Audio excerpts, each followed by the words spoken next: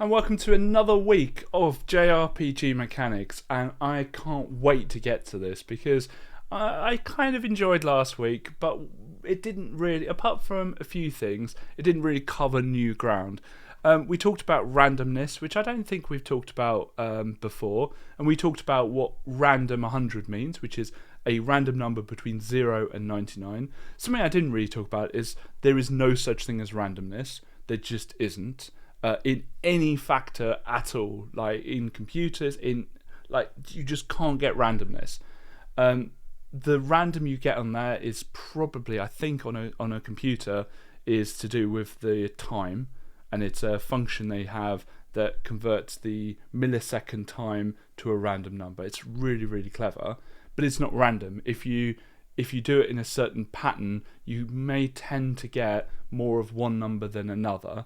And so you just need to bear that in mind. For most people, for most computer games, it's not a problem. When you talk about banking, on the other hand, it becomes a problem. Anyway, I'm not going to talk about that so much, rambling along. The other thing we talked about for the first time was scrolling. Scrolling, one line of code, just center it on the player. You might not want that to always have it centered on the player. Some scrolling, especially like platformers, you want the scrolling to be sort of earlier. I don't know which side it is, so you can see more ahead of you. So you don't want the player to be always in the middle. You want them to be kind of here and be able to see quite far ahead of them. And actually, the scrolling stuff they've got in there, you can easily code that. For the purposes of our game, we want the player to always be in the middle, because then they can see the full environment around them. But this week we are looking purely at the battle mechanics. If we manage to get the random battle, which we coded last week, to occur, and then suddenly you're in a battle fighting the blob we've got, and be able to attack, maybe be able to defend, and beat him, and then go back to the map screen, we've done well this week. So let's get started. So just to review what we've done so far, we can walk around. Notice the dice isn't being rolled yet, and then the dice is being rolled. Anytime the dice is 10 or lower, we go into a battle. Wow. And then we've got this Slimer here. Done. Okay. But we can't do anything with that just yet. So I'm going to do this with buttons. You can see we've got a button here. And this is not at all what you should be doing with your games. These buttons are hideous. You can style them a bit, but first of all, you probably want to do it with the cursor keys and select it by using up and down and stuff, and we'll code that later on. But for testing and stuff, the button actually works really well. If I just show the frame, I can see a nice click. But notice the sliding animations, all that stuff, the attack button doesn't work. If I just show you that again, there's no button and then it shows up. That's because it's a user interface object, and they're not like sprites, they're not like the actives. They kind of work on a layer above everything else, and it's just one of those things that you have to deal with.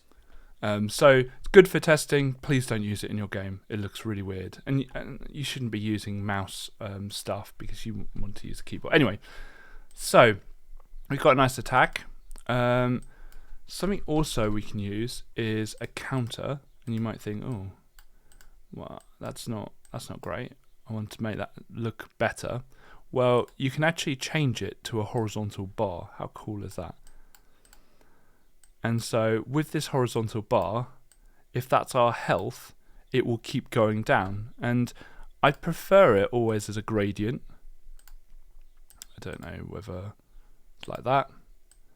And that is pretty cool. Again, I wouldn't ship a game with these counters, but it's actually quite good for sort of practicing or whatever. Just demonstrating, prototyping our game. We also want like a box underneath that, and I don't know whether I want like a background object, just a backdrop or a quick backdrop maybe, and have the the kind of player stats in this box here. I don't know why I did that way. It's weird. So that they're not sort of clashing with the background. And again, this is not ever going to be released in this way. And the problem is that these are actives, and so we'll need an active to go on top of them. So let's just make this grey, whatever colour we want. And we can have his stats sort of up here. And let's just clone this, because we want a brand new one for him. And we want that counter to come to the front, which I don't know. I think you can. I think that can, yeah. Okay. And we probably want his name, maybe. So let's put a string in there. And again, I'm probably going too far in this, but let's just do sort of slime. If I spell slime right. Slim slime. Actually, I like slim slime. I like that better. Right, and we can have that string centered. So if we go here, you can do all this. I don't know why they picked Tahoma first, no, rather than Arial or something like that. But there you go. That's what they pick. And you can change the font just by clicking there. You can make it bigger. Probably want it to be bigger. Is that too big? Probably. Oh my goodness, that's way too big. Okay, so what is it, about 20? I think 20 would do it. 20 is reasonable. I still think that's too big. Maybe not. Okay, so we can have all this stats. Now, I don't like storing data in these counters. These counters are presentation. We shouldn't really have data stored in anything that is presentation based. So we're going to have quite a few data stores. So this is going to have to be sort of like player health or something. So player health stat or player stats. What do we think? Like player stats. Oh, hang on. Oh, we'll put that as health. And we'll call it like player stats data. I always end them in data so that I know if they've got data, they're not ever going to be shown on screen. So that's player stats data, and we probably want another one for enemy data. And you probably could color code these so you know that orange is always enemy or something. So you know just at a glance which one's which. So enemy stats data. And we need health for him as well. Okay, what we also should do is have groups, and that's something we should have really done from the start for all of this stuff. And so the groups are going to be I'm going to have the update health group. Actually, I'm not going to do groups just yet because I don't really know how I'm going to group these. But what I want to say is always have, and I should name these counters. So this counter is player health.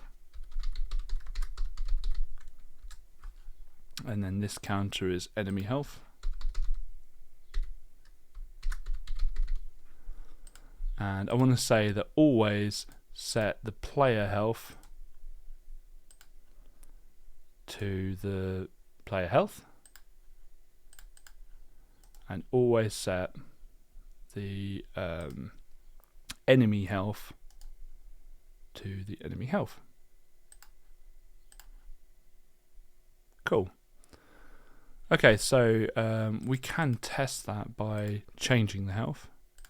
So we could set the player health to 100 and the enemy health to 100. And we've got to be a bit careful here because these have a minimum and maximum.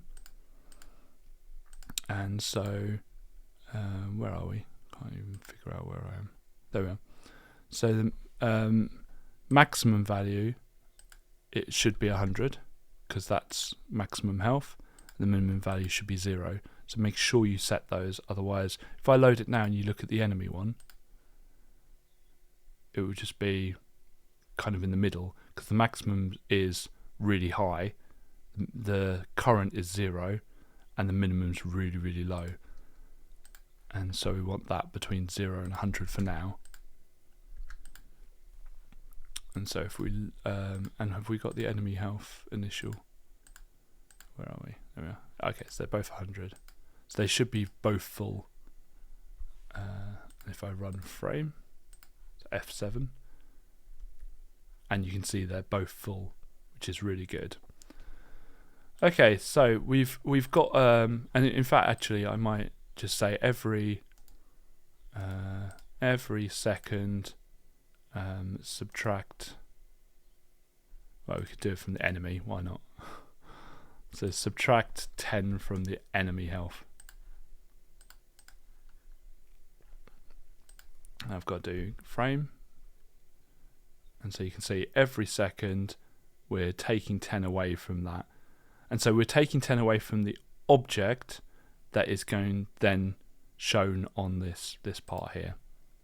Okay, so we just test it to see if it works. Okay, now the problem is how do we know when to attack? Now we attack when it's our turn. So how do we know it's our turn? Well, we need to be careful with this button. We want this button to only appear when it's our turn. And so we want it to be hidden or disabled at the start.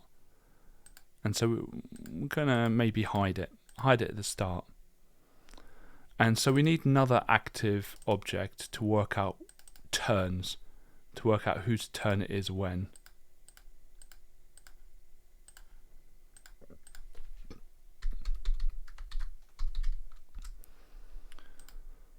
Okay, and I'm kind of making this up as I go along, so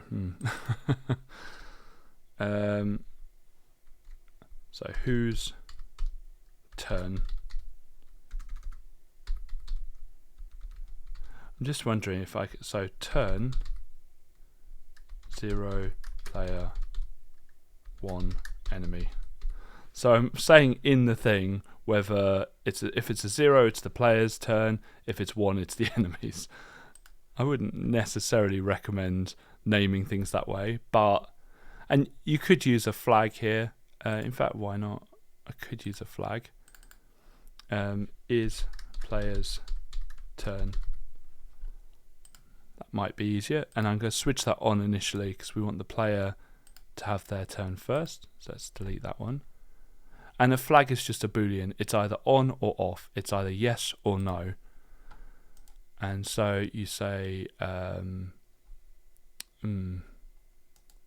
just do it at the start of frame first. Actually, yeah, we can say if the boolean, so is the flag on, is player's turn, and you say, right, we need to make that button visible. So, oh, this is always the one that I think it is visibility. There we are. Make it reappear, and then we can switch that. I think you can click negate. So let's have a look. Negate that, and then I think you can negate this. So actually, let's just switch it off. Well, let's make it invisible. So if I run this frame now, it should be visible because it's my turn. Okay. But when you click it, so when you click that, so button clicked, we actually want to disable it because we don't want the player to be able to click twice. And so we're going to disable it. And then, so let's have a look through. Oh, I keep clicking application. I've got to stop doing that. Right, so that's disabled, and then I'd be doing my attack. Wicked. So button is clicked, and then it's disabled. Now the problem with is player's turn on, is player's turn off, complete, like to have that completely. It's not, there's not enough stages in it, and in this battle we're going to have lots of stages because if I just run it again, the first stage is me selecting what attack to do. At the moment there's just a button saying attack. The second stage will be me doing the attack. The third stage will be the HP dropping. The fourth stage will be the enemy deciding which attack to do. The sixth stage is the enemy doing that attack. Seventh stage is my HP going down, and then it's back to the first stage again. So there's lots of different stages on this, and so something that I'll need to do is have a kind of a stage system and work out which stage am I in, and it's just going to be so much cleaner because you can always say, well, hang on, which stage am I in? Can the player have the option to do it? And with Booleans, they're either on or off. You can't really figure out what stages they are. So in tomorrow's episode, we're going to have the kind of stage system brought to us. But thank you very much for watching. If you like it, click like. If you want to see more from us, click subscribe. I love making these videos, so please feel free to make any comments you like, positive, negative, or any suggestions you want me to cover. But otherwise, thank you very much.